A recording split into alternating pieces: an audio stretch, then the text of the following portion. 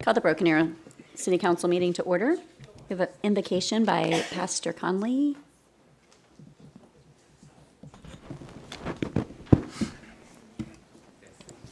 You bet. If you would bow your heads and close your eyes, prayer with me. Dear Heavenly Father, we come to you today and we're just so thankful to be here. We're thankful for your great love for us and for this wonderful city that we live in. We ask you today that as we move forward and all the things that we have just discussed, that you would fill us with wisdom and discernment. We pray these things in Jesus' name. Amen. Amen. Thank you, sir. All right, roll call. Pickle. Here. Excuse me. Green. Here. Ford. Here. Parks. Here. Wimpy. Here. Please stand and join Councilor Lisa Ford for the Pledge of Allegiance. Attention, salute, pledge. I pledge allegiance to the flag of the United States of America and to the republic for which it stands, one nation, under God, indivisible, with liberty and justice for all. Thank you, ma'am. Are there any items to be removed from the consent agenda? I'll make a motion we approve the consent agenda as it stands. I'll second. Roll call.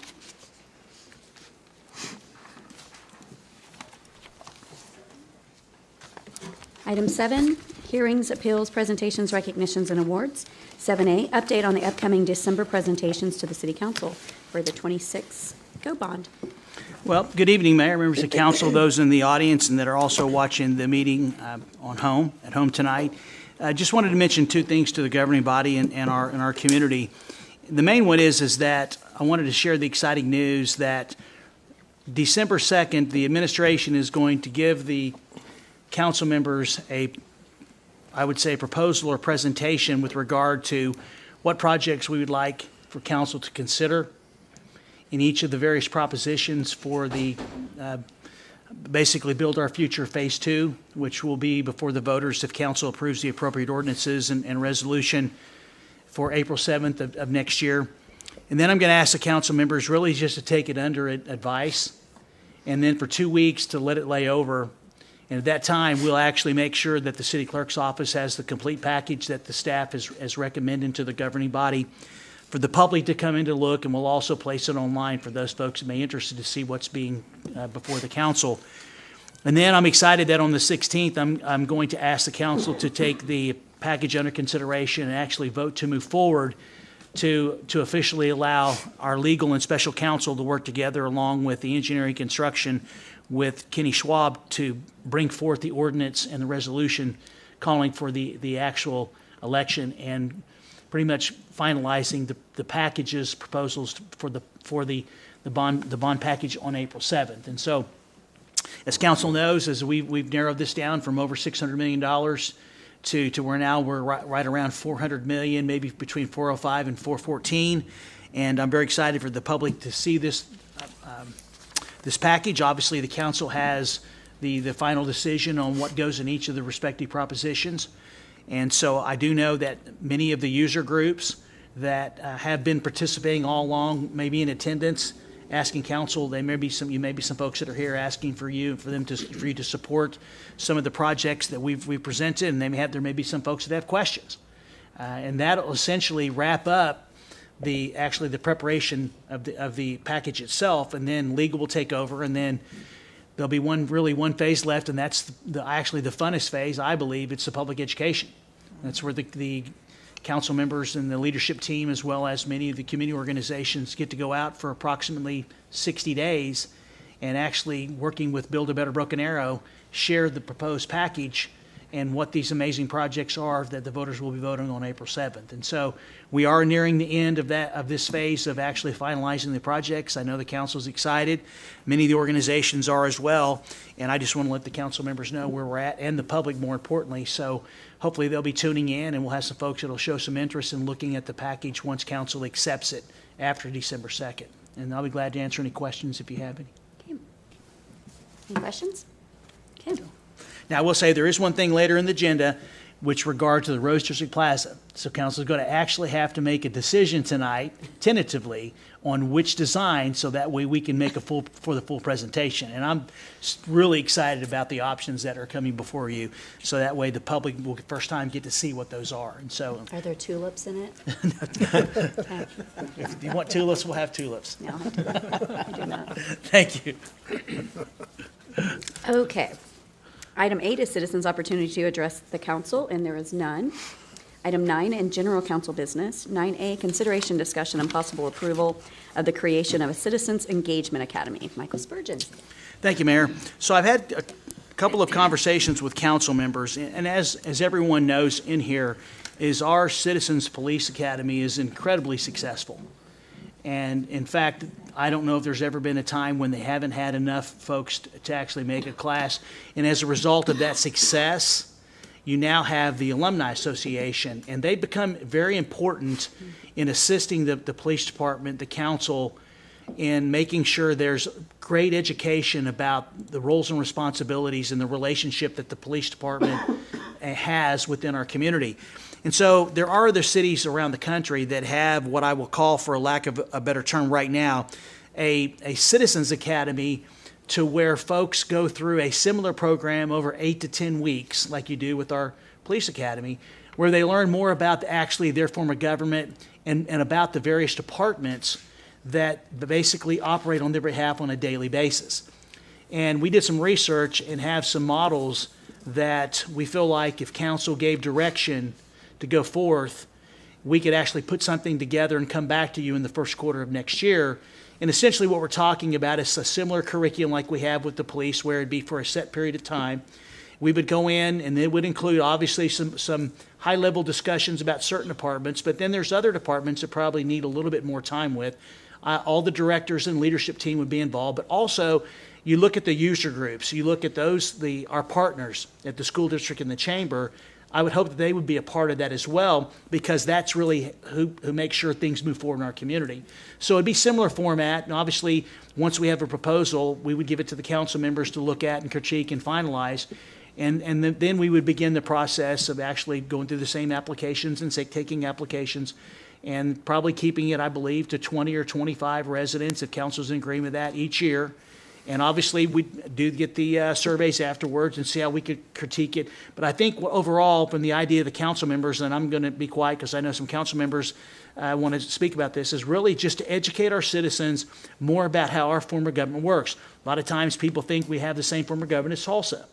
Sometimes people don't realize how much is involved in some of the daily operations. Each time you go through your orientation, that it's never surprising to hear, I didn't know. I had no idea that there was so much being done by so few people. And so if we're going to improve everyone's understanding about how you prepare a utility bill and what consists of your utility bill, for example, there should probably be a whole night just on utilities. And so it's wide open, nothing's etched in stone, other than I just would like to discuss it and see if there's direction, then we'll go forward. Okay. So no action that needs.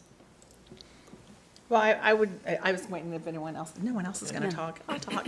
I was in charge of the Citizens Police Academy, and we also created a Masters Academy because they wanted more, and then they kept wanting more, the citizens. So then that's when we did the Alumni Association. And I just see all these comments on Facebook of people that know, they think they know it all, but they just know about half of really it all. Mm-hmm. And so I just feel like if we can educate our citizens to the truth and how our city works, the utility bills, all the things, that then we would just have that many more supporters to be able to tell the truth on, well, this is how it really is, just like the police department. So I'm excited about it. I think it'll be successful. I think once a year definitely is enough, but I think we'll have a waiting list for the first few years anyway. I was excited about it also. The meet and greets just didn't, you know what I mean, didn't function the way that we really wanted it to or turn out. And maybe I'm trying to make something simple, and it's more complicated than this. But our youth city council, we do kind of the same thing over a 3-year period, help them to visualize and know what kind of government that we have. I know Justin and I visit with them along the way. So, and they've really used that you know what I mean, and their futures. So I think it's a great idea, especially if you get kind of quite a few areas. Might get new people running for city council once they understand it. So I think it has a lot of attributes, and so I was certainly pleased when I saw it. Yep. Exciting. I like it. And without any, if there aren't any objections, then probably there's a little thing called the bond package public education coming up that's going to take a little bit of priority, but I'll start working on this, I would say, in later December and early January, and then we'll get something as soon as possible to bring for you. And then we'll look at starting, I want to find out timing about what would be an appropriate timing for this type of program, and I want to check with a couple other communities to see when they hold theirs. You know, obviously we've got public safety that is involved in some of these, so I do want to speak to them about just some of the logistics of taking applications. I work all that out, and then I'll bring some for council to consider next year. Okay. Okay. Thank you, sir. Item 9B is consideration, discussion, and possible approval of and authorization to execute Resolution 1721. Curtis. Good evening. Thank you, Mayor, Vice Mayor, Council, Mr. Spurgeon. Before you this evening is just a resolution to formalize a current practice we have, which is just the acceptance and use of electronic documents and electronic signatures through DocuSign. It's a practice we've had for a number of years, and the legal department has asked that we bring this to you just to formalize this practice, and that's the purpose. I'll entertain any questions you have. Any questions? So this is not like an auto pen, if not somebody putting our signatures out there that shouldn't be. No, sir, out there, no I auto think. pen. No, you still have to I sign just it. want to, Yeah. just wanted to clarify that. Yes. You have to actually sign your signature. Thank you. Thank you for clarification. I entertain a motion.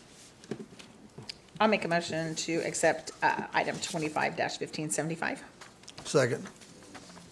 You have a motion and a second. Roll call.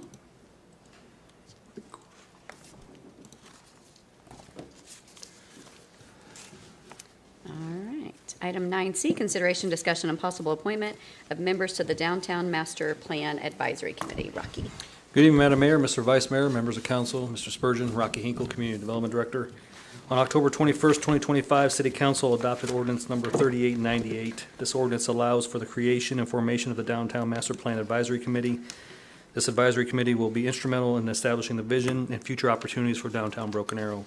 Each councilor has nominated 2 people. Two planning commissioners were selected, and a representative was selected by the city manager, the Broken Arrow Chamber of Commerce, Economic Development Corporation, and the Broken Arrow Public Schools. At this time, I'd open up for discussion or recommendation for approval. Any discussions or questions? So I will just throw out, just for transparency's sake, and I don't believe there's anything wrong with it because we've discussed it. I did nominate 2 candidates myself. One of those candidates, like a lot of our fine folks here in Broken Arrow, let's see, Mr. Jim Nance, is Broken Arrow through and through, lives or works, worships, children go to school here, but technically his home is a couple of houses outside of the proper city limits of Broken Arrow. I think there's just a few that they have to live in Broken Arrow, and that's the planning I commission. but understand. are you I'm just putting it out for clarifying it? transparency's Oh, okay. sake, yeah. so Yeah. before we ratify anything. Yes, it's not a requirement for this committee. And he's a BA grad. He is a BA grad. Did he That should graduate with count. I anybody graduated that with we his know? brother. Of course I did. Of course. Graduated with everybody. All right. I'd make a motion that we approve the appointment of these members as listed in the Downtown Master Plan Advisory Committee. I'll second that motion.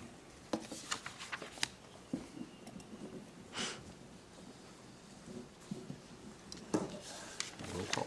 Yeah, we're getting there.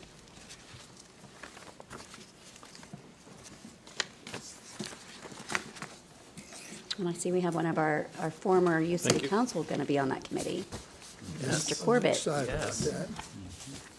Get some young ideas on there. All right. Item 9D, consideration, discussion, and possible approval of a design concept option for the master plan for Rose District Plaza. Shannon. I'm sorry if I may. I'm assuming that somebody will reach out to them and let them know what next steps are going to be. Yes, sir. Thank you. Good evening, Mayor, Vice Mayor, council members, and Mr. Spurgeon. My name is Shannon Marshall, Special Projects Division Manager. I've been told to take my time and make this very, very long. Oh, okay. I'm just kidding. We'll keep it brief here as we have kind of discussed one-on-one with you all about these potential options, but we've been working with a consultant, FSB and Kimley Horn, to develop a Rose District master plan for the farmers market and expanding the plaza along with the grain silo that we have recently purchased. And so, let's see. We have two options to present to you tonight. Both of them have all the same similar elements. It's just a different in arrangement. As hopefully you all were able to attend the Christmas ceremony last week. It sounded like it was a great success with the tree lighting and had great turnout. So shout out to our TED team and our building maintenance team. But it was a jammed-packed event. And farmers markets seem to be doing very well regularly throughout the season. So it's looking like we need to expand out there. So like I mentioned, both options have similar features. We are looking at doing an expanded pavilion, creating a more open lawn space with a permanent stage, expanding food truck area, closing off and expanding the envelope around the building at the south, the depot, with additional restrooms, and incorporating the silo along with any potential designs here. So with all of those features, we're looking at two options. The first option centers the open lawn and stage area more central to the plaza. We are keeping the existing splash pad, and so aligning the open lawn aligned with the farmers market, so it seems very open, and relocating the pavilion, off to the north along El Paso Street. This would kind of keep a similar architectural feel along El Paso and can create a boulevard kind of dissecting through the site. This leaves the lawn very open for events. The white square kind of just in the middle there is potential location for the Christmas tree, keeping it very open around that because I know it kind of got crowded around the tree itself last week, so keeping it very open around that with this open lawn option here. But then by moving the pavilion to the north, that's one of our weekly events that sees a lot of traffic, and so that would not be nearly as visible from Main Street as it would be today. If you're driving or walking down Main Street, you immediately see, hey, what's going on under the pavilion or here at the market. So relocating that to the north along El Paso Street might relocate that visual interest, but then it could maybe keep it open for visual interest at the lawn with games or a show or an artist maybe playing music on the stage there. So then option two, these are all option one photos as I fly through here. Option two puts the pavilion in the center, kind of keeping similarly where it's at now, but expanding it, once again, doubling the size, and then relocating the stage and lawn area on the north side along El Paso. So with the pavilion being in the center, you'll see a lot of that market activity being utilized underneath there, but we'd probably have to relocate the tree and the stage and open lawn off to the side along El Paso.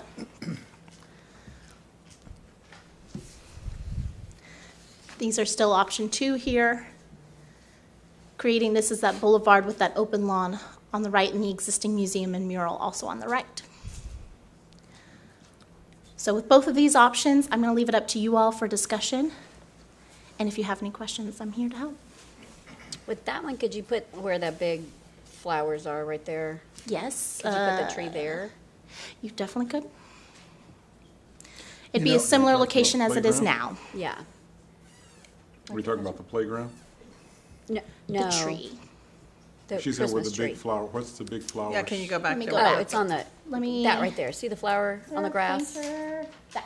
That's the playground, isn't it? It is currently designed as maybe a play feature, some sort of steps or something like okay. that they could tumble on, and maybe maybe some undulating hills and things like that for kids roll down a little bit. I like undulating. You know, Undulating. Some bumps. I like either one of them, but I kind of favor a little bit the stage back in the center because there's times when we do have a lot of people, and that would push the people all the way up to maybe even Main Street and give it more area that they could view the stage. Whereas if the stage is over there to the right, it's going to be kind of bottleneck, you know what I mean, in there. Now, the farmer's market, I mean, people know where it's at. I mean, I don't think they have to see the market. They know people have come for years, you know, to the farmer's market. So, yeah, I like either one of them. I just like it with the stage being more open to the east, you know what I mean, to the Main Street. If you was up on a stage the other night during the lighting of the Christmas tree, you could see that people were for a block and a half or 2 blocks, you know, down Main Street. So if you try to get a stage with people over, you know, if it's over just along the street over there, I think it would kind of make it where a lot of people couldn't see it. But other than that, I like both of them. I think it's going to add a lot to our downtown area. The pavilion, basically the same size? Yes, No matter this where is, it's at? yes, this one's a Okay. bit more square in shape right now, and the other one was a bit more long. Longer, okay. Mayor? Yes. So, can we go back to the first one? Yes. So in the first one, if you look up where the museum's at, there's open space there. You know, there could be an expansion of the museum. Does that take into account for That that? currently is showing a potential area to expand. Okay. Okay, so if you go to the second one, I don't see that, and my concern for council's just to discuss, you'd have to actually move the stage further to the west Oh, to do accommodate that. that, right? Most likely, if you want it to be centered within that space, it could also be off to the side, and be more angular. But yeah, You know, and taking into account what happened last Thursday night and how many people, I went down there intentionally at about 6:15 just to watch people just move down there. There were so many people around the tree, and going back to the first one, if you just imagine that if last Thursday night council was standing on the stage with Grady Nichols and the tree was in there, how many additional people you could actually get around. And like Vice Mayor said, you'd see all those people filled right to the street. Right. You'd have Yeah. more room to actually have a more visual to be in that area whenever the tree comes on, as well as so many people to enjoy the music up there long after the lights come on. Yeah. It just seems more conducive to actually having events down there. And that gives more space, like if you did a movie in the park or Sure. in there, because there's more space for people. Here's a question: all those food trucks along the railroad track area, all that's going to have appropriate power for connections and so forth? yes. Okay. Yes. That's awesome. And it helps kind of activate that space, what in theory is the back of that depot building. Right now it is just a gravel drive. We would definitely do a fence system, maybe even a buffer landscape between the railroad and this improvement there, and then activate that with food truck vendors as well. I thought I liked the pavilion in the center, but the more I think about it, I think I like this. Well, that also gives you a chance to increase the size of the pavilion, you know what I mean, if you needed to, you know what I mean, in the next bond issue, you know what I mean, extend it a little bit more to the west. Both of them with whatever item is in the middle there, logistically for unloading and loading might be a little bit of a concern. We'd have to definitely coordinate that. I know a lot of our vendors bring in like refrigerators when they sell their meat products and big, trucks or baskets and things like that. So it kind of serves a little bit stronger to have the loading and unloading for all the market vendors off of El Paso with the pavilion off of El Paso. But we will definitely coordinate and figure out some sort of system for any of those using the stage. Because they'll need to unload and load Speaking stuff of too. loading and unloading, would there be, you can't really tell from this, but is there, I guess, a road behind where I'm just thinking like unloading for music equipment and stuff like that, like behind the stage, set up for musicians and such. Yes, we'd keep it open, and then we definitely would have to coordinate with them on the entry points and where they can get to and get out of. I think we also need to take in consideration, I'm not saying one way or the other, but just take in consideration which is going to be used more. I know we're just talking about farmer's market, but we're not just need to think about today, but tomorrow. If we're gonna be expanding, expecting growth, are there gonna be other activities going on in the pavilion that we want to be visible? Or will there be more activities going on the stage that we want to be visible? I mean, Yeah. we're just talking about Christmas and we're talking about farmer's market, but there's a whole lot of other year. Well, to because I think we talked still- about doing still happen. like summer concerts there and maybe movies out there. So you'd be able to get a lot more people with that way. But do you have an upward view of the second one? Like this or this? Up. This one. Like a top. Yep. Thanks.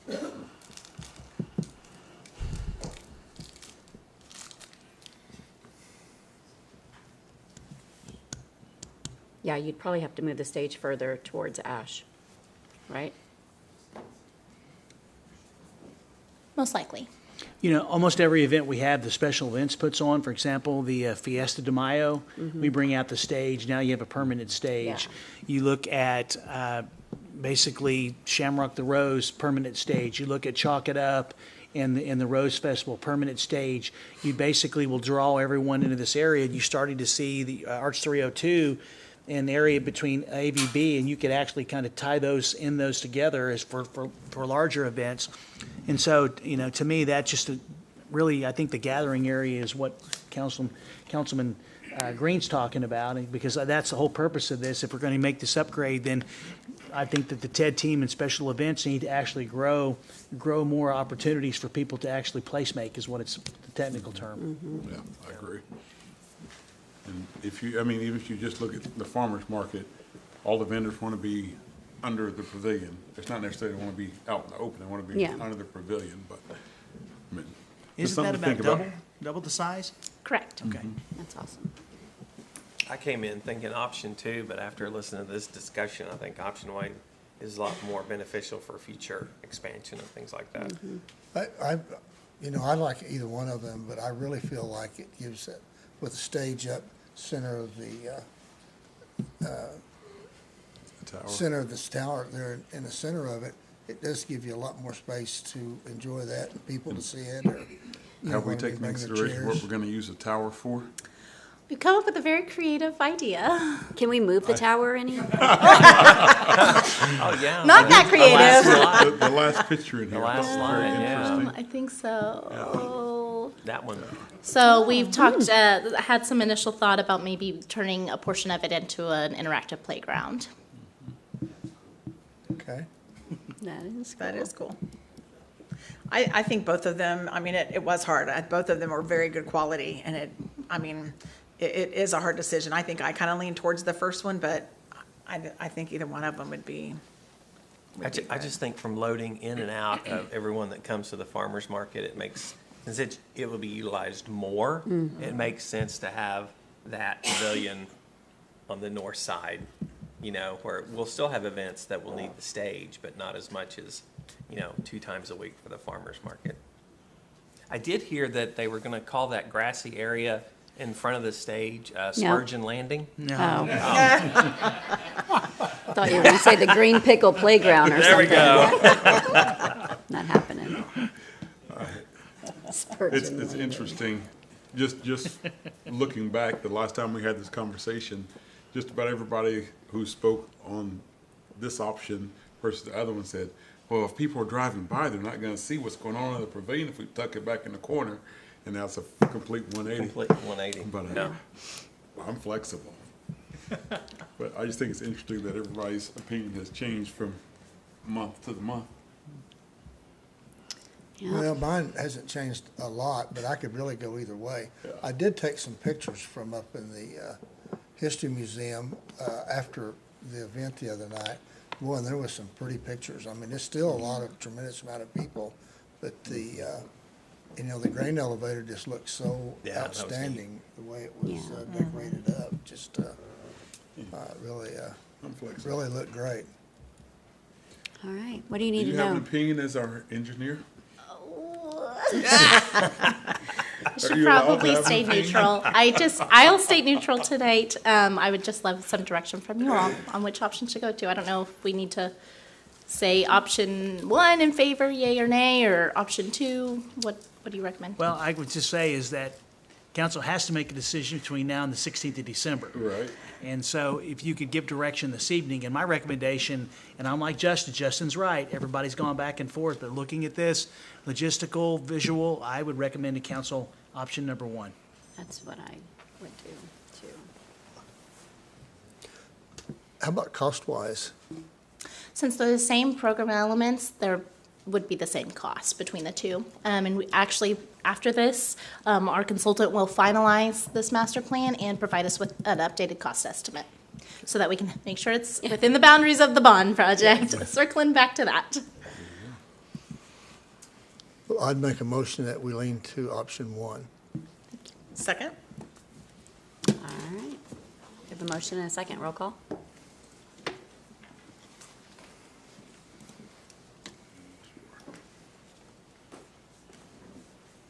Yes. All right, there you go. All righty. Sorry to Item put you on the spot, Shannon. She likes it. Item E, consideration, discussion, and possible approval of Visit Broken Arrow's 5-year tourism strategic plan. Michaela. Good evening, Mayor, Vice Mayor, Council, Mr. Spurgeon. On April 15th, 2025, Council approved the selection of Clarity of Place as the consultant for the development of Visit Broken Arrow's new 5-year strategic plan. Over the last 6 months, our team has been working closely with Clarity of Place to develop what we believe is an authentic and actionable plan to help guide our work over the next 5 years. Here today to go over the highlights of the process and the plan is Tina Valdencanis, principal with Clarity of Place. So she flew in from North Carolina to join us tonight. So I will let her talk to you all about the plan. All right. Well, good evening, Mayor, Vice Mayor, Council Member, City Manager. Thank you for taking the time on your agenda to talk about the Comprehensive Tourism Strategic Plan. As Michaela mentioned, my name is Tina, and I had the great pleasure of working with the Visit Broken Arrow team, our colleagues at Kimley and Horn, and many of your stakeholders in the tourism industry to put together this path forward for Visit Broken Arrow to leverage the visitor economy in the city. Before I dive in, I do want to recognize and thank again all the stakeholders who took part. My colleague and I were back here along with Jeremy from Kimley and Horn in July, I think, and held a series of focus groups and interviews and got a lot of great feedback from the community. In building this plan, because at the end of the day, we wanted to make sure 2 things. One, that it was a plan that Michaela and Aaron could action on, that we didn't want to build something that was too off the walls and not achievable. But then we also wanted to make sure that we created a plan that demonstrates and shares the authenticity that is Broken Arrow, because in tourism we get to share experiences, and so our destinations get to share what's special about them and share those with our visitors. And so before we jump into kind of the imperatives itself that we came up with, I wanted to just take a step back and talk about the goals and objectives of the plan. So basically our mandate was to take the great work that Visit Broken Arrow has done and find ways that we can leverage and optimize the visitor economy. We heard very clearly that Broken Arrow likes being the biggest small town in America, and we didn't want to do anything to grow the visitor economy that would jeopardize that. So making sure that whatever we came up with was genuine, was authentic, and was true to Broken Arrow. And then also knowing that this is a city that makes great quality of place investments, just as the master plan for the Rose District shows, we wanted to make sure that we connect all of that great infrastructure, all that great quality of place that you've built in the city, and make sure that our visitors could enjoy it, and then it also would stay true to the city, and so that residents would continue to enjoy this place that they call home. And so to do this, we did so looking at tourism, kind of how it fits in its community. Not looking at tourism as just inviting visitors to come, they spend money and they leave, but how do we show off the genuine authenticity of Broken Arrow? How do we show how it differentiates itself from the other communities within the region, within the Midwest, to really differentiate it and make it a place where people want to come and visit and spend their money? And so to do so, we kind of followed a progress like you would see in many other strategic planning process. First, got really smart about what Visit Broken Arrow in the city needs out of this plan. Again, wanting to make sure that it's actionable and that it's something that will be useful going forward. Then we got really smart about what Broken Arrow has.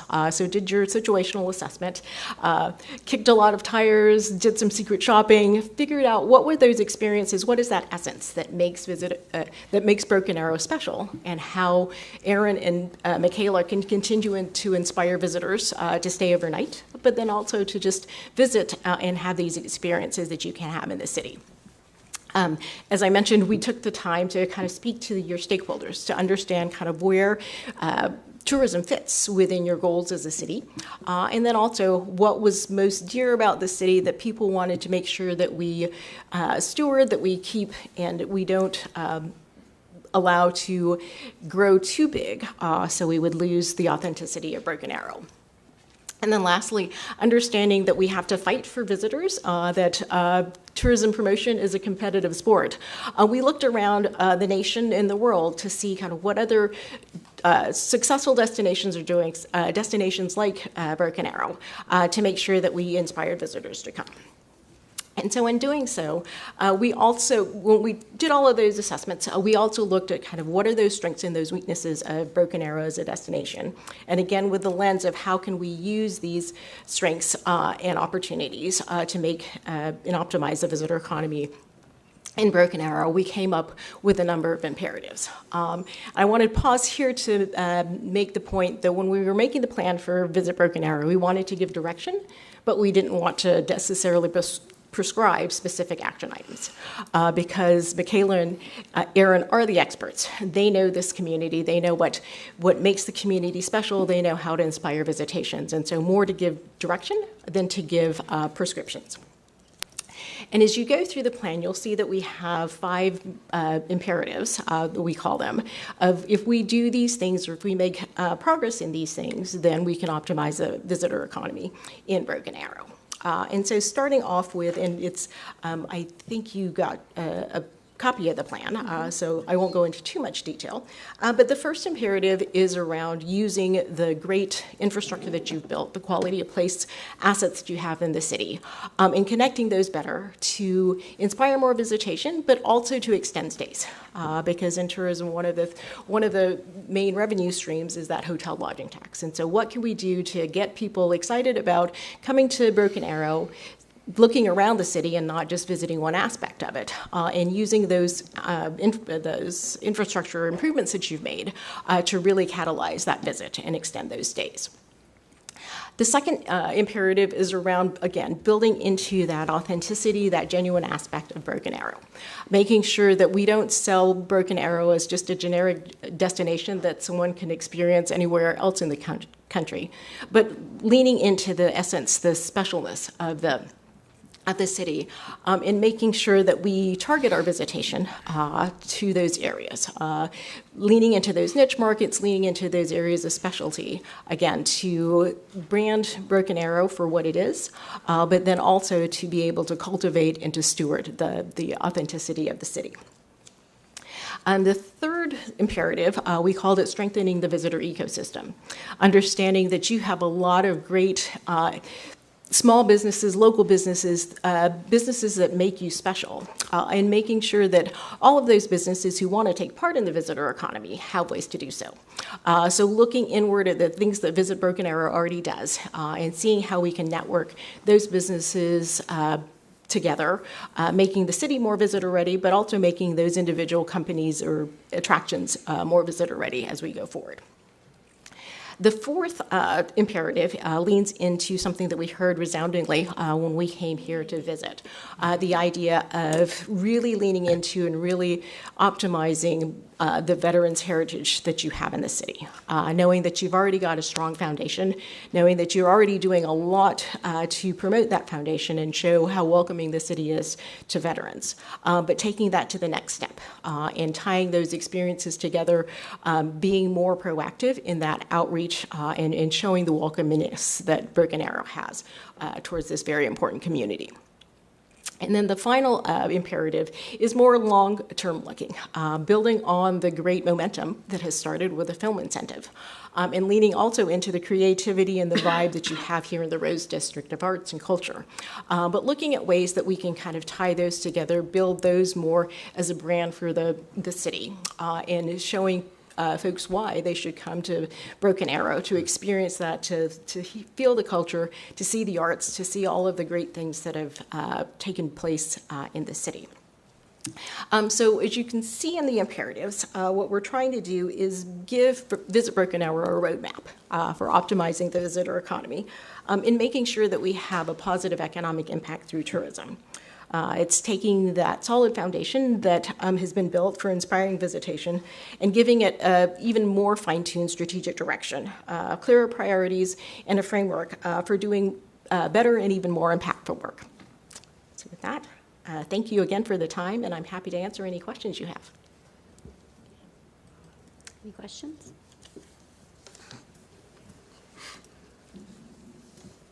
All right. Well, thank you so much. Thank you. I'll make a motion to approve Visit Broken Arrow's 5-year tourism strategic plan. I'll second. Roll call.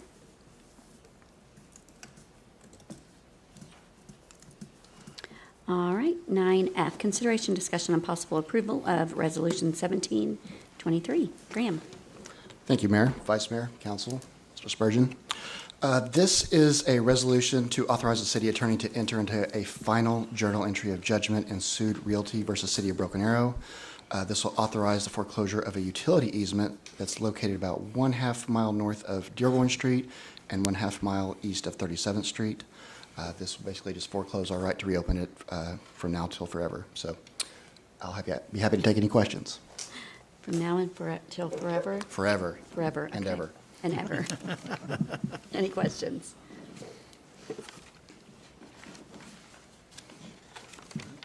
I'll make a motion to approve 25-1618. I'll second that motion. Roll call.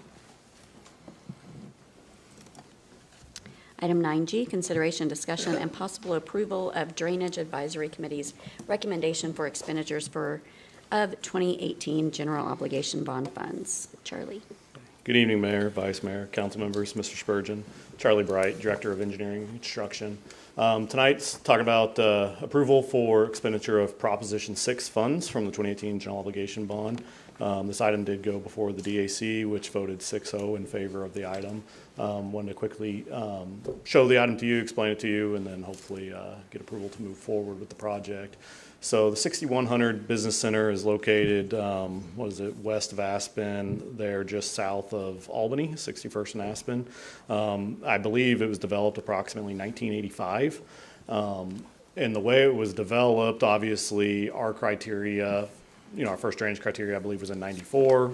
Detention requirements for early 2000, so obviously it was before all criteria was needed for the enhanced drainage improvements, how you would do channel design and all that. So it was done prior to that, and what happened is they moved all of their water, if you'll keep going down to kind of some of the pictures, they designed for all their water to move to one channel on the side of the property. That's kind of like a utility easement the way it would be today. If it was today, it would be an easement, reserve, a drainage easement. But back then they didn't do that. They moved all the water to that side and collected all the water and moved it out. I believe, I'm going to mess it up, but they used what was called Fabriform. So the material you see here is what's called Fabriform. It was super popular in the 70s and 80s. It was somewhat successful for a short time period, but then they realized it started losing its life and failing after a while. But anyway, this is on private property. It is a ditch that runs behind the businesses. The reason that they brought it to us and the issue is it's spread amongst about 8 or 9 different property owners. And so it's hard for any one property owner to fix the issue because now they all have to work together. Yeah. It is also dangerous because I don't think we have pictures showing it, but it's getting right up against some of the buildings in that industrial complex. So some of them are more urgent to fix it than others, but it is needed to be fixed. And then Broken Arrow does have interest in there because Broken Arrow's sanitary line actually runs on the east side of that channel, only a few feet off of the channel, and our line's 5 to 10 feet deep. the ditch is deeper than our line. So as that line fails and continues to move, it is approaching our sanitary line that's in the way. All in all, it's a bad situation. I mean, there's no access. It's hard to get back there and do work. It's failing. There's water eroding towards the buildings. There's water eroding towards our sanitary line. So ultimately, they put in a Prop 6 fund, which was what it was intended for, is to help on private property for issues like this. So what we're asking for tonight and what the Drainage Advisory Committee recommended was funds so we can move forward with a design. We don't have improvements designed or anything to date. We want to move forward, figure out a design, and then come with what we have talked about with the business owners is potentially having some sort of cost sharing after this. So we've kind of made the business owners know, like, we probably will not pay for improvements of this entirely, but maybe Prop 6 will come back with some sort of cost share agreement where they're going to pay a portion of it and the city will pay a portion of it. But at this point, we would like to just move forward with the design. I'm recommending approval of the expenditure of the DAC funds.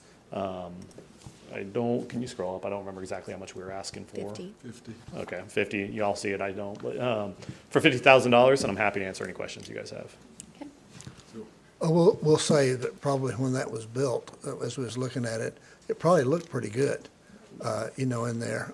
It's just, it didn't hold up for that amount of water. And as you say, we didn't have any local codes to really enforce anything at that time. Yep. Today, I think that we would have happened to do that. So it is going to be a bad situation. I mean, from what I recall, they looked really, really sharp, the ones I remember seeing in the past for quite a while. We also got to remember 1985 is 40 years ago. So, I mean, it gave a good life for a while, but Right. It's at the point that it needs to be fixed. And unfortunately, the way it was platted and designed, it's not an easy fix for any one property owner. Today that would be in a reserve where the whole business association has to pay for it. And those property owners, rightfully so, they're like, well, why aren't the businesses on the other side helping us? Sure. Because it's on private property. So it's something where we can step in and help. So my one question, since you did mention this, multiple business owners, if we were to do this, do we have to get permission from each of those business owners or an agreement from each of them? Yep. Or what happens if one of them says, I don't want to participate? Yeah, so Mr. Schwab and I have already gone to their Business Owners Association meeting, and they've tentatively all agreed for us to move forward with this step, which is design. But they understood they will have to sign agreements, maybe some sort of drainage easement or something will go there in the future. But they'll all have to give permission to be on the land and provide some sort of land before we'll ever move forward with construction. Copy that. So, And if I may, the first Drainage Advisory Committee meeting, we didn't have a quorum, but 16 members showed up from this Property Owners Association in support. Okay. I make a motion that we approve G 25-1620 for funds to at least do the engineering on this project. Second? Okay. Roll call.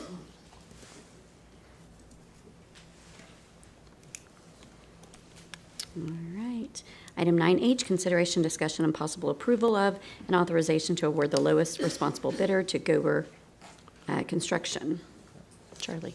good evening again, Mayor, Vice Mayor, Council members, and Mr. Spurgeon. My name is Charlie Bright, Director of Engineering and Construction. Just to state up front, this item is actually tied to an item that is on the BAMA agenda, but it's on consent, so I'll talk about it here, assuming if it's approved and everything, it's on consent. For any reason, we'd have to talk about it at that point. But this is a construction project that we bid along Houston Street in Old Town between Main Street and Lynn Lane. It's for primarily for water line improvements, but you have a lot of drainage issues there in the way. And so we had to do some drainage design in a company with the water line improvements that are in the area.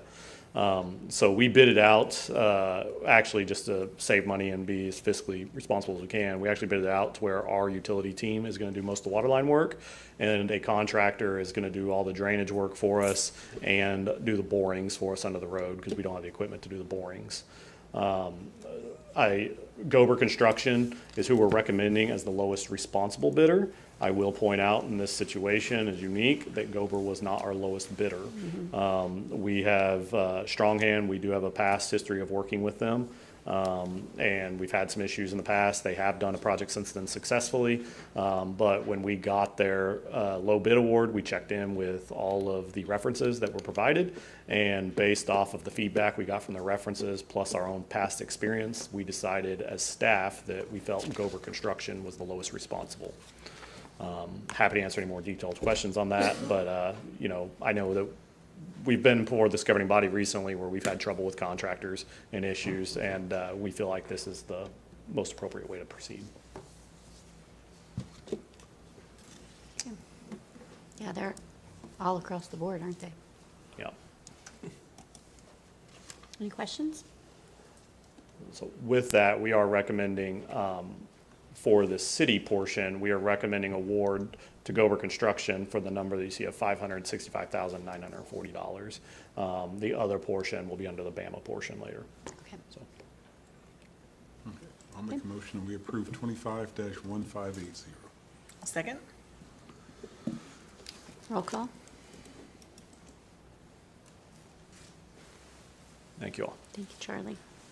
All right, 9I, consideration, discussion, and possible approval of a contract with Brink and Motorola Solutions for the DFR takeoff program. Chief. Good evening, Honorable Mayor, Vice Mayor, Councilors, and Mr. Spurgeon.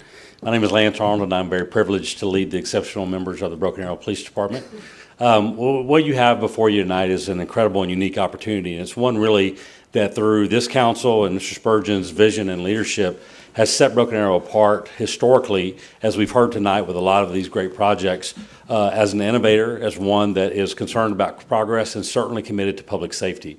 And this is an opportunity tonight that came to us because of our reputation in those areas. It's also an opportunity that you have before you to further our efforts in those areas and to really set us apart, not only as the number one place to live in Oklahoma, but certainly as a leader in public safety and in innovation.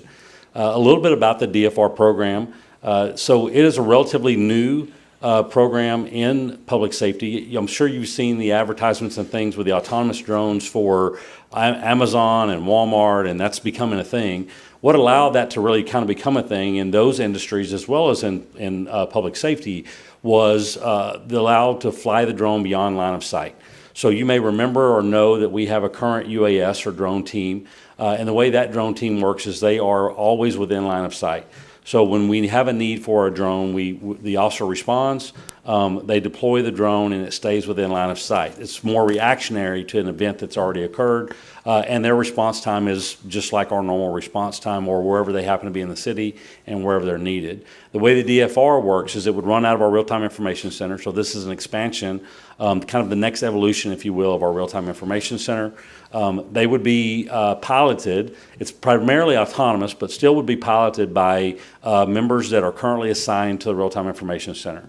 So as our Real-Time Information Center grows, that's part of their regular duties assigned in the Real-Time Information Center. The value of the real-time or the DFR program, quite frankly, is that the average response time for those drones is about 70 seconds to get on scene. So when you think about a priority one call or something like that, the target response, whether you're talking about a fire call or a police call, is typically within 4 minutes. Now, we try to be there faster, but that's the targeted kind of average response time for us. And so we can have a drone on scene within 70 seconds. Historically, also in some of the places that they've established DFR programs, those drones are getting on scene 70% faster than any responder would, whether it be a police or fire type call. And so those are some of the advantages. The other advantage that we see with it is, quite frankly, where we see a lot of advantages are being able to respond to incidents that are maybe even your lower priority, a priority 3 or 4 call that is maybe a check the area for us or check the area for the fire department, a smoke investigation or something like that, where the drone can actually go, make scene, provide valuable information back that maybe a response is not needed. And that those firefighters or those officers are then able to respond to higher priority incidents. And so that on average is taking care of about 25% of the calls for service in the cities that have done that. The other thing I'd like to point out when I talk about being an innovator and the commitment to public safety is, so far in Oklahoma, only one other city, Oklahoma City, has actually deployed a drone as a first responder program. The other thing that I mentioned is why it's an opportunity is because it's a very unique situation in that This opportunity with Brink and Motorola allows us to set the program up, get it going, and run it for a year at no risk and no cost to the city. The contract that you have before you does account for a payment for years 2 through 6. That would be $79,000 apiece for each drone. But everything for the first year would allow us to really be able to justify or not justify the true need that we have in Broken Arrow for the program. And that's something that's truly unique for somebody. They may do a try before you buy, but very seldom do they actually let you try it for a year. And they do all the work and setup and all that kind of stuff. As far as the costs that may not be included in that, they're all minimal and can be absorbed within our current budget. There are things like maybe running the network cables, training some additional pilots that would work in the real-time information center. All of those are very, very minimal costs and things that we could absorb within our current budget. So that's the proposal that we have before you tonight. It's one that would be a part of our real-time information center. It doesn't cause additional people in the real-time information center, but we are currently working on a staffing plan. As we know that the real-time information center starts to come up in all of its capabilities, this is an additional capability, but it would be operated under our staffing plan that we do plan to present to Mr. Spurgeon during the budget season this year. So I saw that it can deliver Narcan and EpiPens. It can, yes. So like, how does it? Where is it holding it? It has a delivery system attached to it, Okay. Similar to what you see with the Amazon or the Walmart. Okay. I use those two. There are others, but very similar to that. And so it can be used for those things. The cameras and the optics in those things are incredible too. So it uses thermal imaging, infrared imaging. The other great thing about it is they already have developed and are in the final testing phase of their even bigger drone. This would be a part of the same program. And part of this program with Brink allows or has them replace the drones that we would have set up in year 3 of the contract and in year 5 of the contract. And in addition to that, one other thing that's really unique is we get to keep the drones that we had already deployed up to that point. So they replace them with new drones, and then we get to keep the ones that we've already had deployed. So. Okay. So is this like a year-by-year contract? So say your third year, some newer, flashier thing comes up. Right. You can just say, There's always going to be a misappropriation, or not appropriation, not a misappropriation. We don't want to do that by any stretch. But a non-appropriation clause that's in there, and yes, it is. And on this, even within the first year, within 30 days of the first year, if we went to them and said, for no cause, for no reason, that we're just not interested, they come get all their stuff and we don't owe them anything. Wow.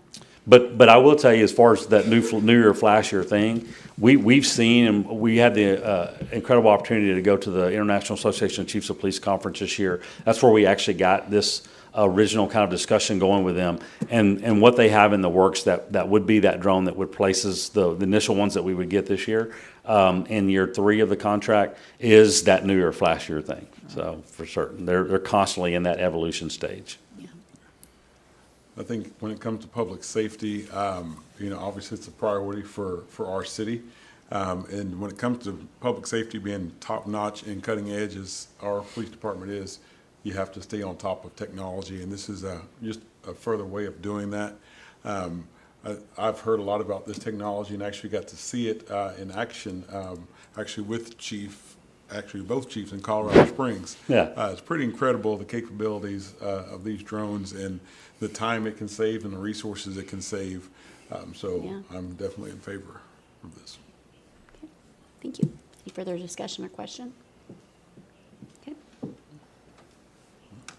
Entertain a motion. I'll make a motion for approval of 25-1628. Thank you, second. Chief. Roll call. All right, item J, received bids for the purchase of $14,500,000 general obligation bonds, Series 2025A.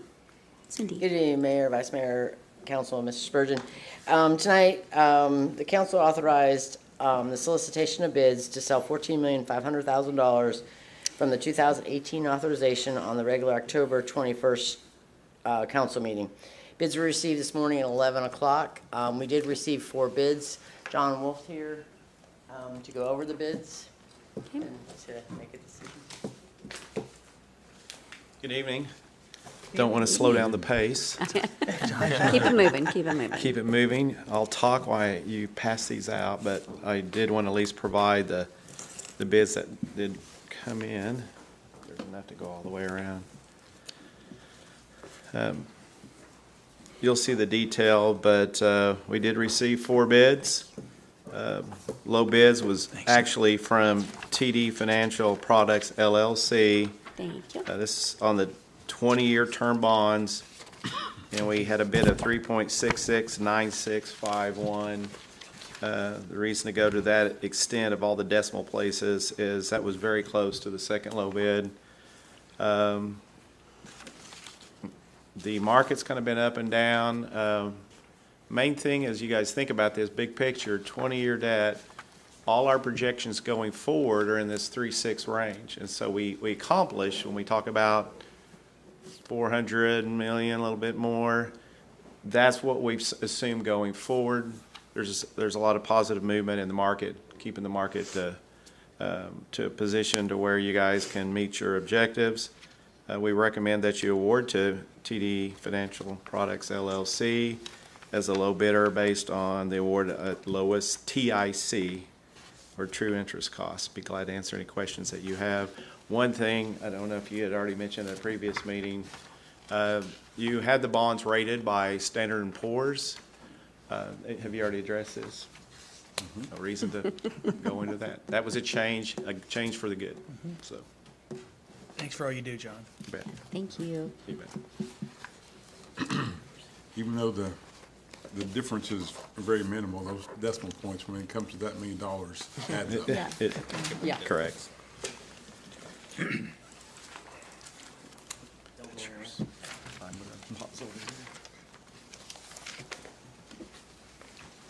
Staff's recommending to receive and approve the bids of the award the most advantageous bid of the sale of the $14,500,000. Motion to approve. Second. We have a motion and a second. Roll call.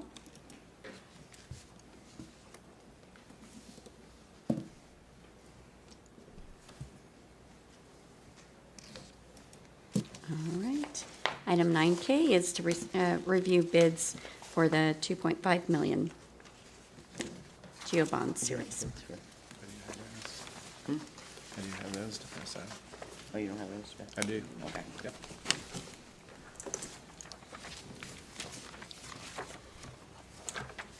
Cindy is passing these out. We actually received, this is a 10-year term bond. This is the B series. This is for basically drainage that you don't exclusively own. We have to do it separate. It's a 10-year term, half the term.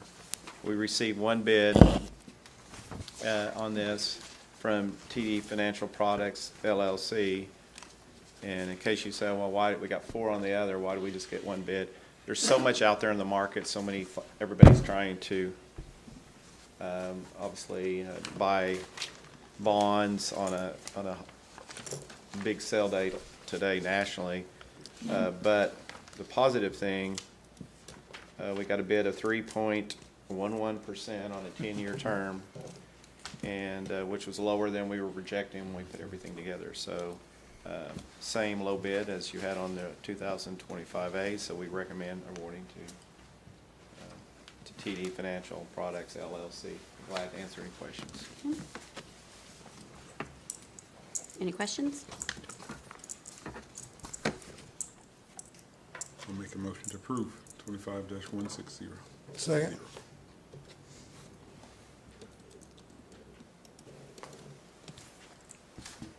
All right. Thank you, sir. Thank you. Thanks, Sean. There are no preview ordinances. Item 11, ordinance 11A, consideration, discussion, and possible approval of ordinance number 3899. Cindy. Yes, good evening. Ordinance number 3899 authorizes the sale of the $14,500,000 bond that we just went over the bids. Staff is recommending adopting ordinance number 3899 and approve the emergency clause. This is just the formality of it. Okay. Any questions or discussion? I'll make a motion to approve ordinance number 3899. I'll second. I have a motion and a second. Roll call.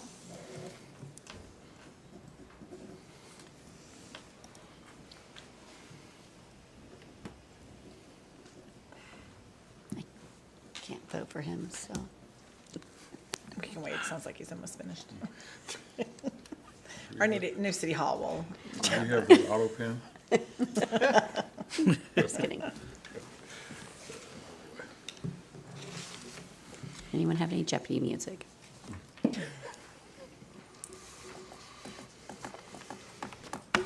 Sure is quiet in here. We're just waiting for you to vote. You didn't hear me holler yes? Oh, we did not. Thank you, sir. Yeah, okay. Item B is the emergency clause. So moved. Second?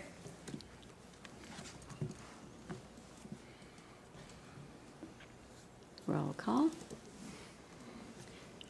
All right. Item C, consideration, discussion, and possible approval of ordinance number 3900. Cindy? Ordinance 3900 is the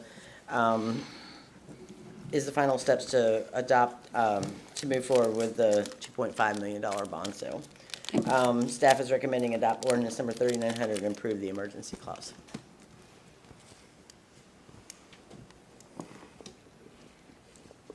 Any questions?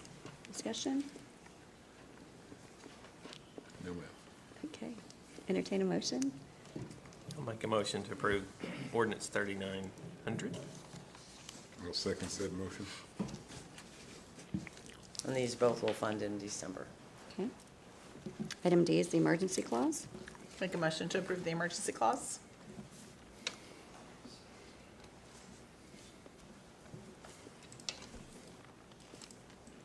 Second. Motion and a second. Roll call.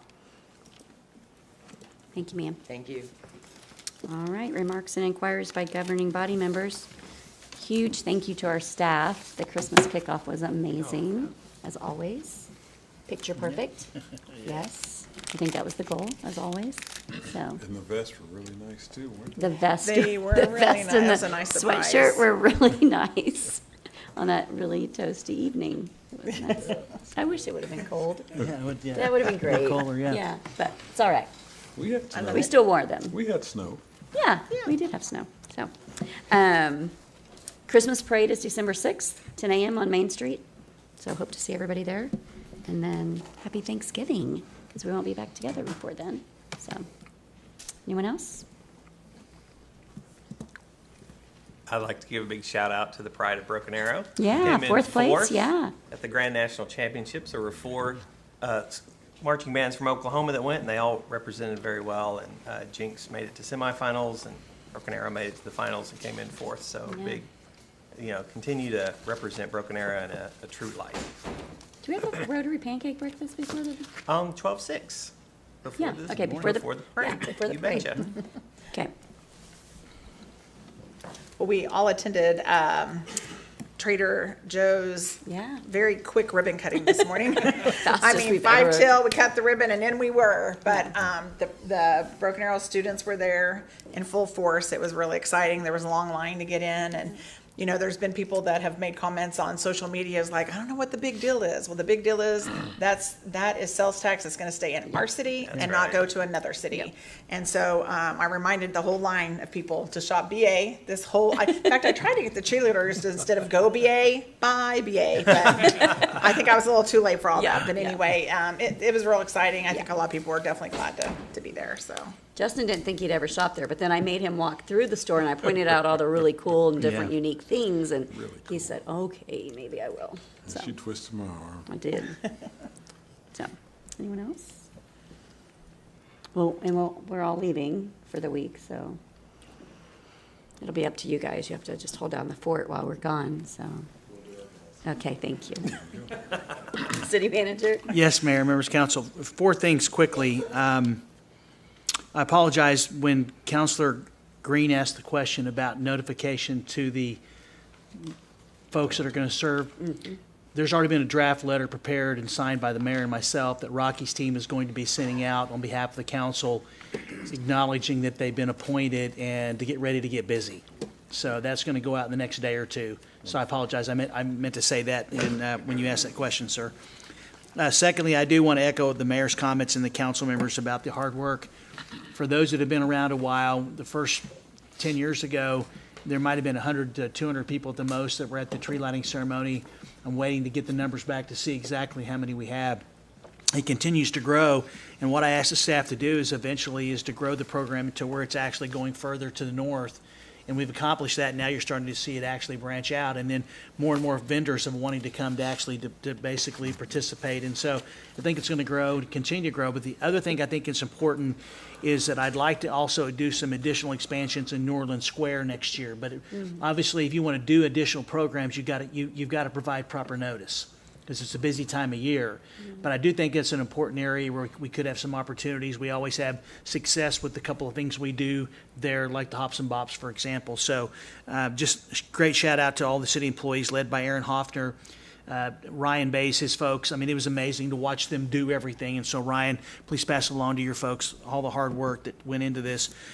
Two more things. So I want to mention something is trails are important to our community. And I asked the question today, and Lori Hill got me the information, is I think in January sometime, the Department of Transportation is going to award the next phase of our trail program, which is on first place from New Orleans to Washington. And so that's going to be a great addition to continue that trail, because eventually, as we know, we want to have the trail tour where you can come from the downtown, get on that trail, get all the way out to Liberty Trail, and then you can actually get on all the way over to the other side of Tulsa once you get on that trail. And so we're just a little bit away from being able to have that phase. So we have grant money, so that's why the Department of Transportation is going to be involved. So that's the one thing. And then last, I want to follow up. I didn't say anything at the time. Is that the contract that you approved for the police department for the drone program? First off, I can tell you that the number that was initially presented was much higher, and so I asked the chief to negotiate that, and he did a really good job of actually reducing the overall cost for years 2 through 6. So the chief's efforts needs to be acknowledged. And the other thing is that the one thing that I'm sold on about this, I mean, is the fact that I was in Phoenix yesterday. We were playing ball, and as I'm watching, an Amazon drone actually delivered something to a house in the outfield behind. I watched the drone the whole time go down, deliver it. It went in front of the house. It had a package, a big package, and then it went up, and then it was gone. And you see that on television, but to actually see it in real time it's very, very interesting to watch. It's a very large drone, and my point is that we're now in this, okay? And I think we should be in it. When we created this real-time center, it was all about not only officer safety, but the proactiveness that is needed to be able to give our officers and firefighters real-time information. 70 seconds most of us can almost hold our breath for at least twice. The next thing, that drone's going to be there and giving them real-time information. So as the officers are en route, they'll know how to prepare for that situation. And so to get these drones for 6 years, and I'm sure there's going to be a need for additional drones, but now we've moved into this area, and I think it's very important that we do that and we be a leader. Not only to say we're a leader, but it's going to benefit the safety of our citizens. And so great job, Chief. I appreciate it. So that's all I have. Well, I appreciate you just, thinking that it's too expensive and just asking the chief, go back and see what you can do. Because, they could have said no, but they didn't. They said yes. And that's our taxpayer money. Yeah. And so, like you say, people think we just have all kinds of money, but we don't. But what the money that we have, we definitely try to get the best deal for sure. So, well, I'm excited about it. I think that we need to obviously give the chief, he's PIO, and promote this, because it is going to be something very dynamic for our city. Because obviously I could see South Broken Arrow neighbors, the drone going overhead, watch the drone there, and there'll be 800 comments. Obviously, and I say that with all tongue in cheek, but in all sincerity, is I think we need to promote this, because it's Broken Arrow is known that if you do something against the law in Broken Arrow, you're probably going to get caught. Yeah. And so it's another way to be proactive, and that's what I really liked about it. But when you're talking about adding $150,000 a year in the budget, there needs to be justification. The chief provided that, and I'm a big believer in this. And so I'm just letting council know, when you buy into this, we're now in it, and I'm excited about it. And I would anticipate there'll be additional need for personnel, as well as additional equipment to better provide protection for our citizens in both police and fire. So maybe emergency management as well. That's what I was getting ready to say. Even though it's going to be housed at the police department or wherever, the police will be over it. I could see where a lot of our departments could utilize it on different things. So, yeah, I think it's good. Thank you. Talking about New Orleans Square, do you remember when I used to do the holiday pop-up shops? But it'd be like in one location. What if we could do something like that in one of the big parking lots where I'm picturing like little sheds, and make it a little Santa Village kind of thing, and have vendors that come out and Krista already had some ideas, and obviously I'm a little concerned about timing. Yeah, I don't know Because if you're we could do talking it about this year, spending but- a little bit of money Yeah. to do sort this. But I'm going to ask Rocky, we already spoke about it right before the meeting, is that we're going to put together some suggestions for New Orleans Square for next year, and then we can get the advertising support Yeah. going to make sure that it's well attended. So, but I'm very excited about it because Yeah. there's a lot that's happening, and we just want to continue. And also, just let the council know with regarding Christmas is that I advised the mayor, and so is Lori for the veterans, is that we're going to make the banners out at the events park on the edge of town. That's going to be able to put the veterans on those banners. And they've also, the electricity's been set up, and we're going to have look in the SCCI for next year about actually putting lighting out there to basically to coincide with the amphitheater itself for the holidays. And so it's just a great opportunity that it's just the armor on the tire, so to speak, about that just really sets things off. And so And sets us apart. yes, Yep. that's all I have. Thank you, sir. We have no executive session. Motion to adjourn? Second. Roll call.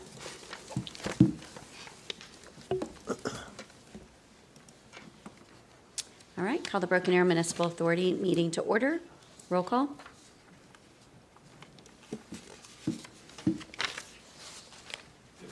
Here.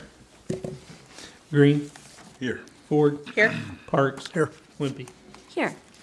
Are there any items to be removed from the consent agenda? Is this Bama? Make a motion, we approve the consent agenda. What? What? No? What? Whoa, we're Speedy. I did have one that I'd like to ask a question on. Oh, okay. On item number E, it was approval and authorization to rescind the purchase and installation of HVAC. Do we have any direction on why we're rescinding the purchase of something? Sorry. I don't normally see that come across. Oh, good evening. Good evening. Yeah, so sorry about that one. That one is different. We haven't done that before, and actually I talked a little bit to Trevor about that last Friday. This is one where we had given Train a contract through Sourcewell, which is a cooperative agreement. When we were ready to hand that purchase order over, we gave it a look over, and we found some things that were wrong with it. And so we're going to be putting this one back out. We had some mistakes, and I'm real sorry that we put that through, and I regret that, but we want to make sure it's right and do the best thing for Broken Arrow. No problem. I appreciate it. Just wanted to get a little clarification on it. I hadn't seen this type of item before. Thank you. Yeah. I'm sorry. We don't typically make those No need to mistakes. and apologize. My apologies for it. Thank you, Ryan. Thank you. All right. Okay. Sorry. Great question. Yeah. Entertain a motion. Vice Mayor? No. Anybody else have anything to take off the consent agenda? I'd make a motion that we approve consent agenda. Second. All right, roll call. Item 5 is public hearings, appeals, presentations, recognitions, and awards. 5A, presentation of the new Broken Arrow Municipal Authority construction sign. Charlie. Good evening, Madam Chair, Vice Chair, trustees, and General Manager. My name is Charlie Bright, Director of Engineering and Construction. Before you tonight, I think it's a really great idea. It's talking about a standard sign for our utility projects, for a construction sign.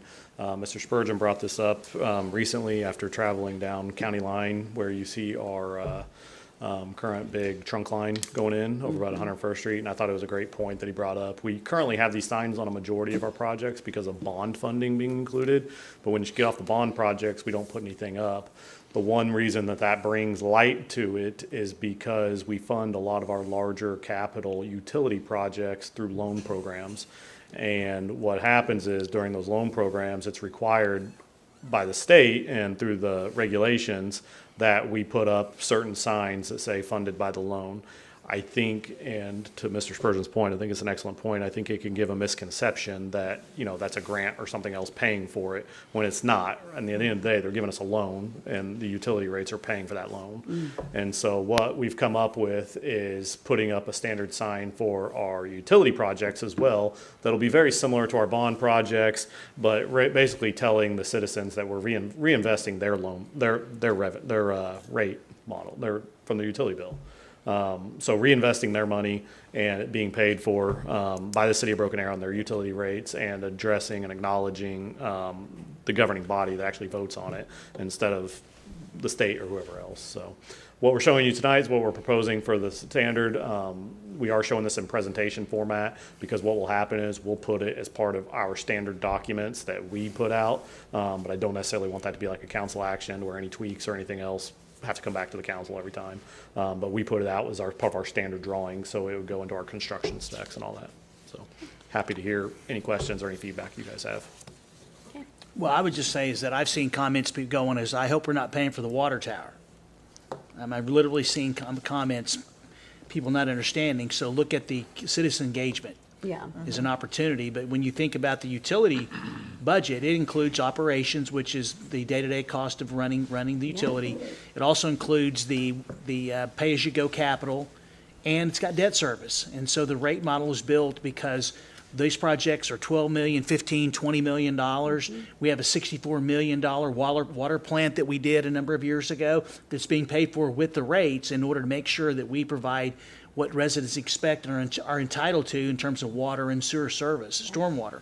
And so this right here is just utility revenue funding project utility, and then just reinvesting in our future. Sometimes that's why I think the idea of having more information in a group of people, then they become the advocates with what I've seen from the police academy. So this is that fact they go out and they become the advocates for exactly what's going on. And I think this is a perfect example of why we should help do this. It has the names of the state officials for that district, but the actual people that make the decisions are to my left. Yeah, because you're right. I think a lot of times they think that it's just their water usage that they should be paying for, and not realizing that it's a utility bill, and it's for future upgrades, etc. Okay, thank you, sir. Excellent. You need approval, Charlie? No, that's what I'm saying. I'm doing it in presentation format. We'll put it as part of our standards going forward. Like we put out construction standards and all that, and we'll add it to our construction standards. Thank you, sir. Yep. Well, I guess you can stay there. I'm going to stay. Yeah, okay. Item 6A, consideration, discussion, and possible approval of an amendment to matching grant funding commitment agreement with City of Tulsa. Yeah, and good RMUA. evening again, Madam Chair, Vice Chair, trustees, and General Manager. My name is Charlie Bright, Director of Engineering and Construction. This contract is kind of a unique one that we don't normally do. This is a four-way contract that we're proposing between BAMA, the City of Tulsa, RMUA, and Tulsa Municipal, TMUA, Tulsa Municipal Utility Authority. The reason we're proposing this contract is because the City of Tulsa applied for a USDA grant as part of the Hickey Creek biosolids composting project that we're going to do out at RMUA that we've discussed before in this body.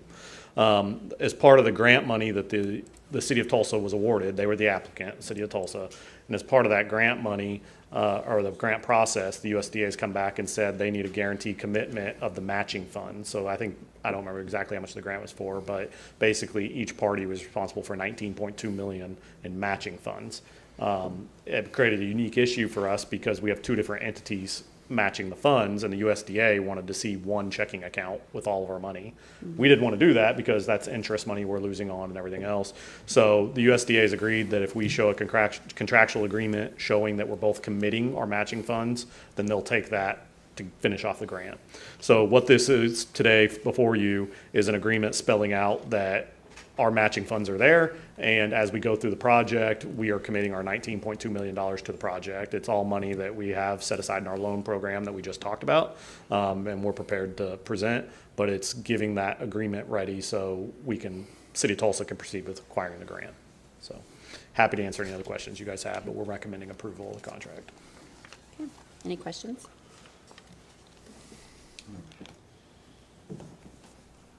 Entertain a motion? I'll make a motion, we approve the contract. Second. Okay. Roll call.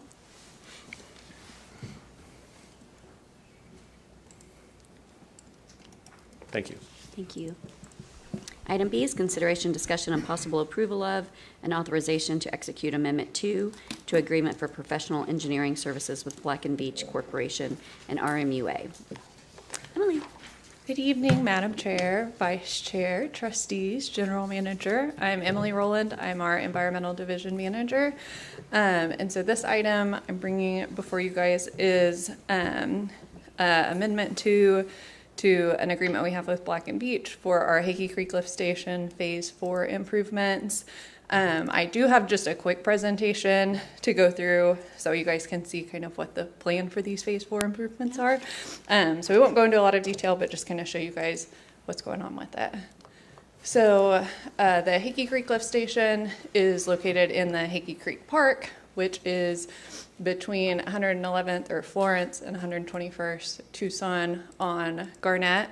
And we currently have, so here's a zoomed in, you can see the exact location. So it's by the baseball fields over there. So the current issues with that lift station is really it's just under capacity. So it gets a lot of flow from us, a lot of flow from City of Tulsa, and is shared by both of us. And so it's been there for quite a while and is just needing some pretty major upgrades to it. There's a lot of development happening both on Tulsa side and our side kind of in that area, and this is kind of a bottleneck in the system. And so we want to increase the capacity to 42 million gallons a day. It currently has a capacity around 20. So then one of the issues also with it is that when the station was built originally, it was great land because it was in the park, and so that worked out well cost-wise and, you know, working with the county to get that, but unfortunately is located in the floodway, which makes it difficult when the flood's out there. And so we have issues with access to the station sometimes if there's a big rain event, and have had to do some improvements kind of around the station to build a berm and some different stuff just to help protect it so we don't flood the station and make it completely unusable when it rains. So like I mentioned before, our current capacity is 22 million gallons a day.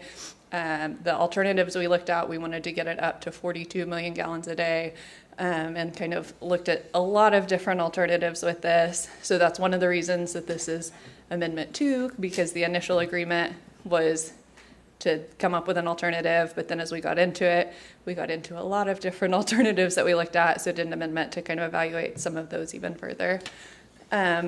So the main things that we looked at were some lift station alternatives, which were doing a second phase of a station, basically kind of building a second lift station on the same property as the existing lift station.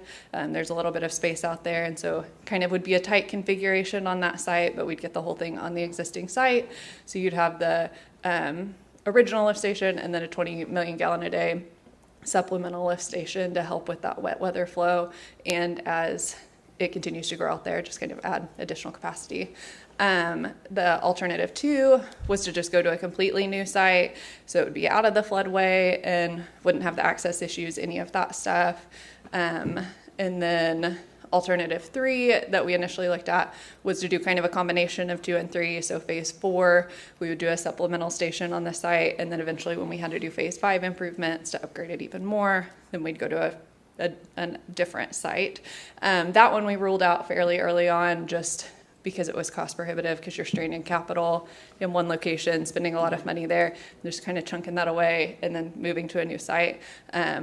So didn't look at that one too much. And then we also looked at kind of several different iterations of doing a flow equalization basin alternative to see if there was a location we could do upstream of our interceptor and Tulsa's interceptor to kind of help when we had those big rain events, kind of take some of that peak flow off when it reaches that high level and hold on to it to allow the station to catch up. And then when it caught up, then we could divert that back, and looked at 3 or 4 alternatives with that. And again, they were kind of cost prohibitive and kind of just added additional operational complexity with having 2 different sites that you're having to do stuff on, because of it's kind of unique with us having to collect from both our interceptor and Tulsa's interceptor, which are at different levels. And so trying to get one that's deep enough, or you're operating another pump station to pump in and out of it, just kind of added a lot of extra stuff that didn't really make sense to do. And so ultimately our recommendation, that our consultant made to RMUA, and then that is included with this design amendment to move forward, was to do just the supplemental lift station on the existing site. Just going to a new site was really cost prohibitive. It was double or triple the cost to do that versus to keep it on the existing site. And even on the existing site, we're looking at a cost of around $20 to $22 million. And that's total RMUA cost. So Broken Arrow's portion is half of that, but just adds a lot of cost. And we have a lot of other projects going on, and so we wanted to be responsible with what we did with that. And so that was the recommendation RMUA went with, and that's what this alternative design agreement would be designing for. And so with that, this is Amendment 2. It is just for conceptual design of, conceptual through about 60% design, just to give us some flexibility as we get into that. If there's more stuff before we get to final design, we'll bring in another amendment back to you once we get to that point, probably next summer, next fall, sometime with that.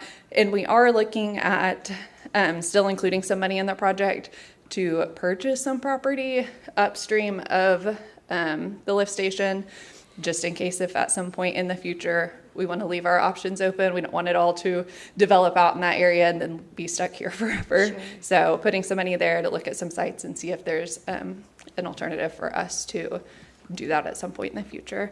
But this amendment, our portion of it is $750,485, and I'm here to answer any questions. And then we do have,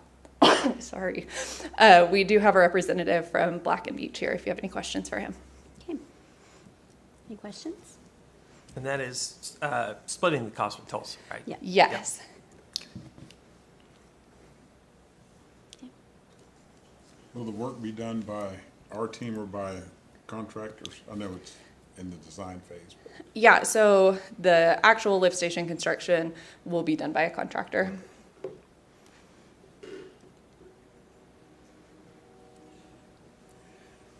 Entertain a motion? I'll make a motion to approve 25-1582. I'll second. Roll call. Thank you, ma'am. Remarks by governing body members? I did notice a while ago, Mayor, when you mentioned that we were going to be out of town, no one really said anything, but there was sure a lot of smiles. Across the, and I can't figure out why they would be smiling, because we're going to be out of town. We are headed out for the National League of Cities Conference, so, yes. City Manager? I have none, Madam Chair. Okay. There's no executive session. To adjourn. Second?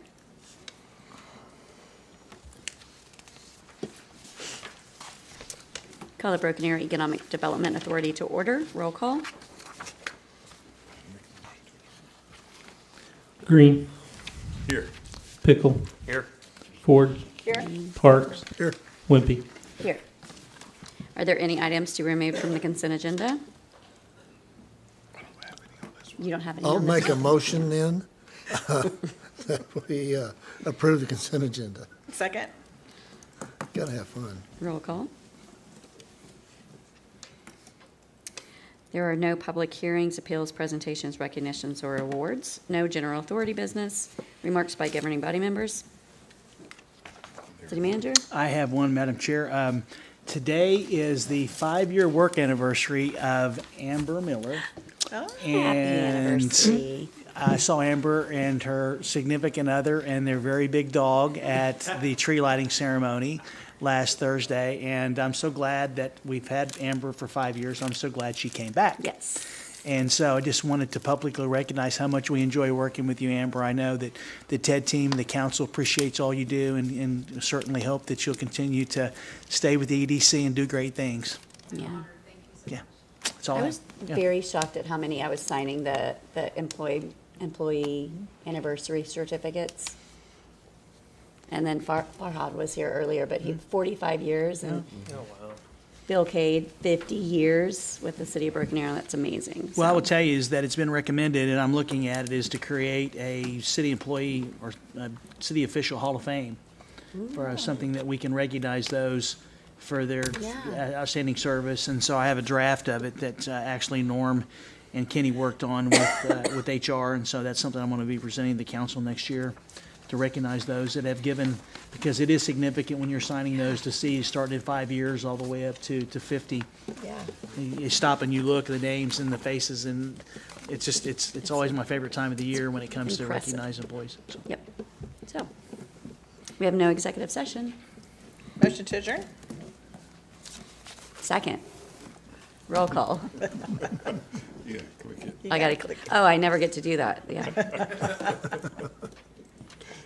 Thank you, guys. Guys, have a safe trip.